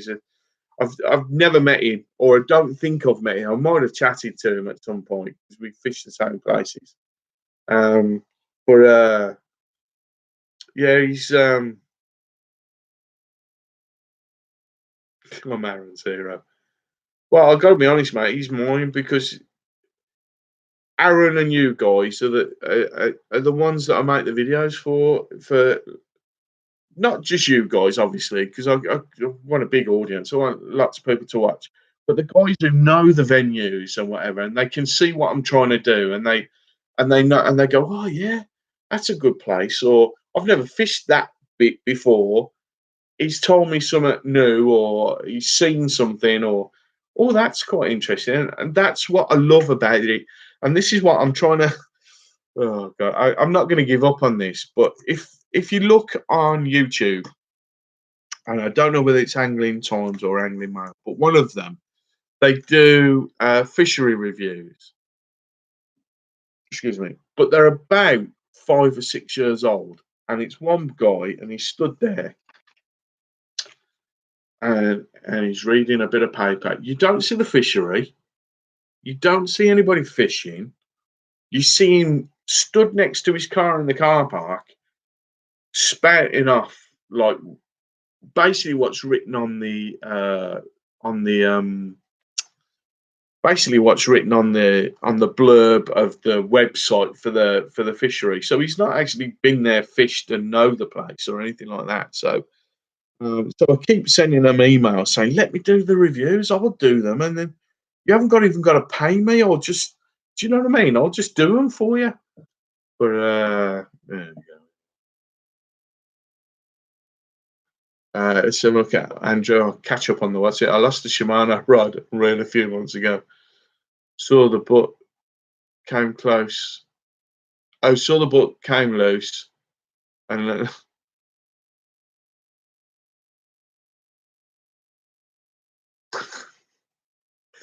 I often wonder what happens. I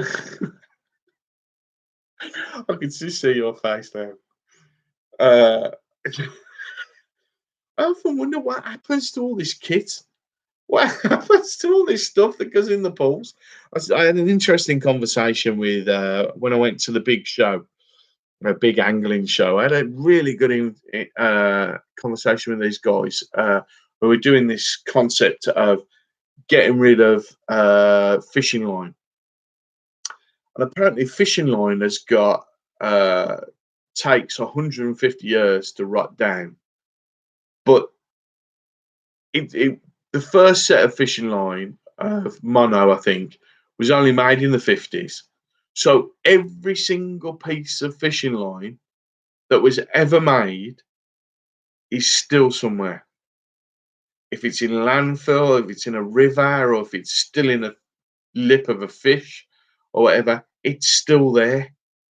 That's crazy. That is. That's a mad stat. Let's have a look. Andrew's put, I learn something new all the time about fishing in England. Very different to how we do things here. Do you know what, Andrew? Vice versa.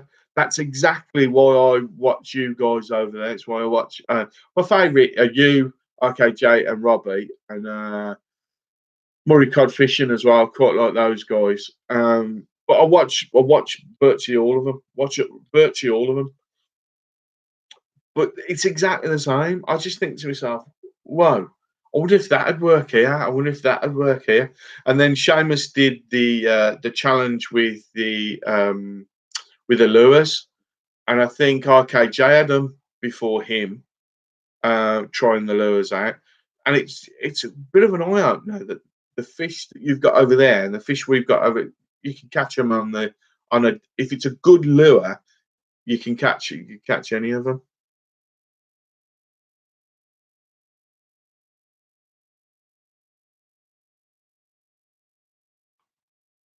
Did you catch it? Did you catch any, Mike? Did you catch any tench? Anglers male, that's it, Keith. Yeah, yeah, anglers male, and I just think to myself, I don't know if you've seen any of them, Keith, but they're just I don't know who the guy is either. I thought it was Phil Drennan at first from like the company, but I don't think it is because I've seen him before and he's got a bit about him. But this guy just stands there and just reads a blurb that's come off the website instead of just having a look round and even having a chat with some fishermen.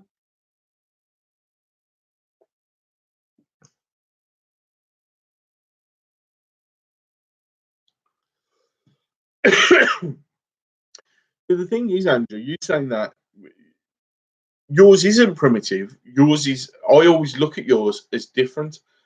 My fishing is the way my fishing is because it's how it has to be. Uh, because I can't get to a river very quickly because there's not one close to me and whatever.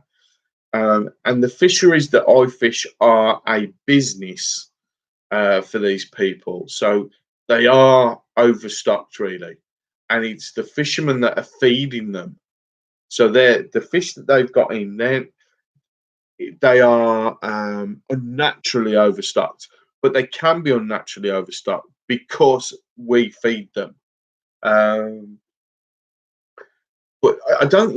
I think it's harder fishing what you do. I think it's a lot harder to actually go out there and only catch 3 or 4 fish because you're having to. This is a real English word now, but you're having to winkle them out of that stream or that river. When I watch you guys fish, I love that urban place that you fish as well. It's like and you've got that lovely. Is it? I can't remember. It's a cathedral or the one that plays the one that rings the bells. I love that place. I love the idea of fishing that. Um, but most of the time, you're fishing out in the wilds, and do you know what I mean? It's a lot more difficult than what we do, to be honest.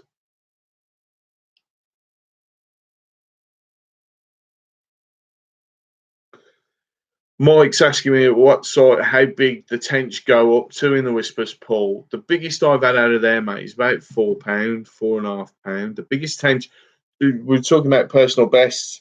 I think my personal best I had out of a tench I had out of Huntington on the big pool when you could get onto the island. You know that little finger island that they've got, and I fished the right hand side uh, right up towards the end by where the fir tree is, and there was a log in the water by the side of me, and I fished with a worm because I'm always desperate to try and get decent sized perch.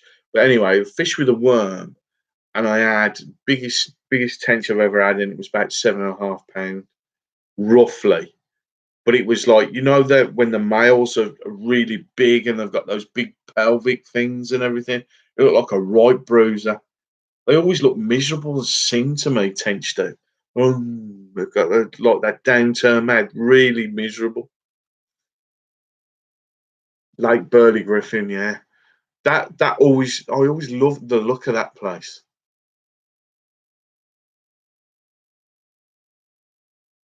Was it Andrew? Was that purposely stocked with carp, that lake, or are they invasive there? Because I notice you always put them back. Mike, but I like tench as well. They're not my favourite fish, but I love the look of them. That red eye they've got, and when they're little, they're almost they're like bars of soap, aren't they? They just slip straight out your hand. So yeah. But yeah, I'm just going back to what Keith was saying, anglers mail. Yeah, I keep pestering with email. And I'm going to keep doing it as well. Anything for a bit of exposure. I might start writing a column as well, or doing a podcast. Should we do a podcast? This is like a podcast, I think. Mike's got to go now.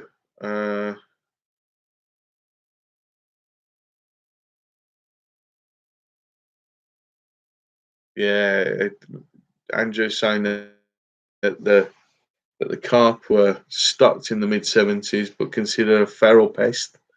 The difference 40 years, mate. Yeah, it is, isn't it, mate? Right, we're on 2 hours now, and I think that's I've kept you guys long enough. It's been brilliant. I'm so pleased you managed to come in, Andy. Really nice to hear from you, and Mike and Keith as well. Thanks for sticking around, guys. We've had a great chat. We've covered some really good stuff.